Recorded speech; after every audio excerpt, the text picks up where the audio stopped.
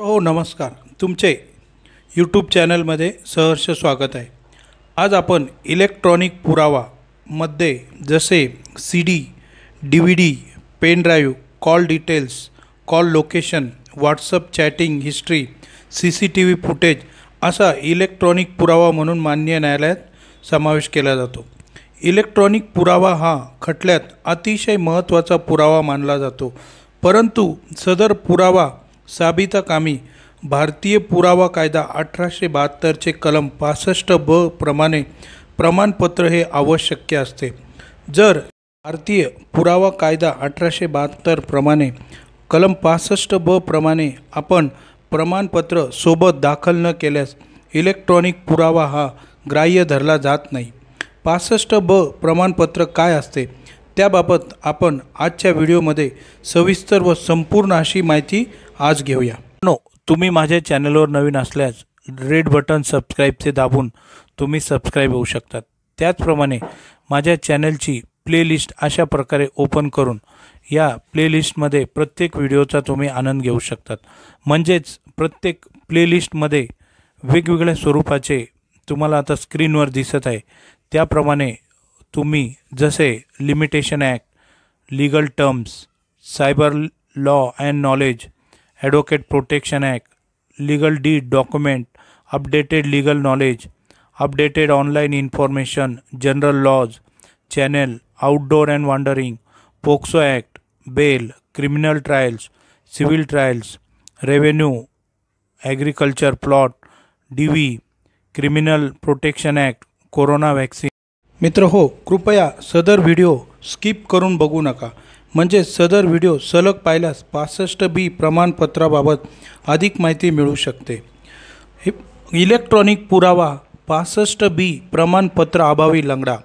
कागदोपत्री रेकॉर्डला अर्थ नाही, प्रमाणपत्रच साक्ष पुराव्याचे अंतिम प्रमाण मानले जाते।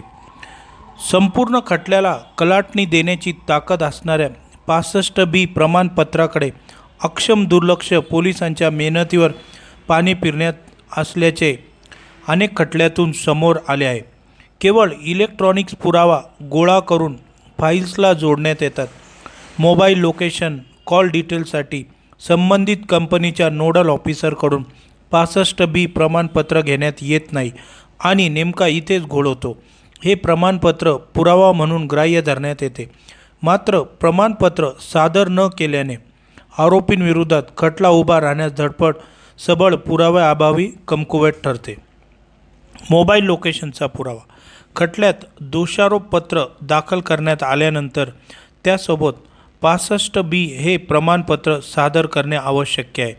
हे प्रमाणपत्र नसेल तर CDR किंवा SDR दाखल करून उपयोग होत नाही। पुरावा ग्राह्य धरण्यासाठी तो सिद्ध करण्यासाठी 65(b) प्रमाणपत्र आवश्यक आहे। मोबाईल लोकेशन आधारे खून खटल्यात आरोपीचे आणि मैताचे लोकेशन जुळत असल्यास केवळ लोकेशन आणि कॉल डिटेलच्या कागदोपत्री पुराव्याला अर्थ नसतो। अशा वेळी 65(b) प्रमाणपत्र गरजेचे असते। वेळेत पुरावा दाखल केला तरच फायद्याचा ठरतो। बऱ्याचदा खटला रेंगाळतो, साक्ष पुरावे गोळा केले जातात, खटला उभा केला जातो, सुनावणी सुरू होते। ही सर्व प्रक्रिया वेळखाऊ असते। दरम्यान वेळेत 65(b) प्रमाणपत्रासाठी संबंधित मोबाईल कंपनीशी संपर्क न साधल्यास संबंधित पुरावा ही काही दिवसानंतर पूर्वकल्पना न दिल्याने मोबाईल कंपन्याच्या धोरणानुसार डिलीट करण्यात येतो। टेलिकॉम कंपन्यांकडे सर्वसाधारणपणे 6 महिन्यांकरिता कॉल डेटा उपलब्ध असतो। दूरसंचार कंपन्यांना 6 महिन्यांच्या कालावधीसाठी CDR ठेवणे आवश्यक आहे। आता सुधारित मार्गदर्शक तत्वानुसार CDR तपशील हा पोलिसांच्या SP पेक्षा कमी दर्जाच्या कोणत्याही व्यक्तीला मिळू शकत नाही। भारतीय पुरावा कायदा 1872 च्या कलम 65(b) सब कलम 4 नुसार CDR हा न्यायालयात दुय्यम पुरावा म्हणून ग्राह्य धरण्यात येतो। म्हणून अतिशय असा महत्त्वाचा असा हा 65(b) चे प्रमाणपत्र हे इलेक्ट्रॉनिक पुरावा कामी महत्त्वाचे ठरले जाते। परंतु त्यामध्ये काळजी करण्यासारखं कोणतेही कारण नसून हे केवळ प्रमाणपत्र म्हणजे असे कोणताही दाखला वगैरे नसतो। सदरचे प्रमाणपत्र हे आपण अधिकृत इसम यांच्याकडून ॲफिडेव्हिटप्रमाणे व्हेरीफाईड व एक्झिक्यूट करून घ्यावे लागते। त्याबाबतचा फॉर्मॅट कसा असतो व त्या फॉर्मॅटमध्ये काय काय सविस्तर असते त्याबाबतचे संपूर्ण असा PDF हे मी डिस्क्रिप्शन बॉक्समध्ये दिलेले। आपण सदरचे PDF हे डिस्क्रिप्शन बॉक्समधून ब्लू लिंकवर क्लिक करून तेथून आपण डाउनलोड करू शकता। सदरच्या प्रमाणपत्रामध्ये संपूर्ण अशी माहिती दिलेली आहे, तेथून आपण बघू शकतात। मित्र हो, तुम्ही माझ्या चॅनलवर नवीन असल्यास माझ्या चॅनलला जरूर सबस्क्राईब करावे।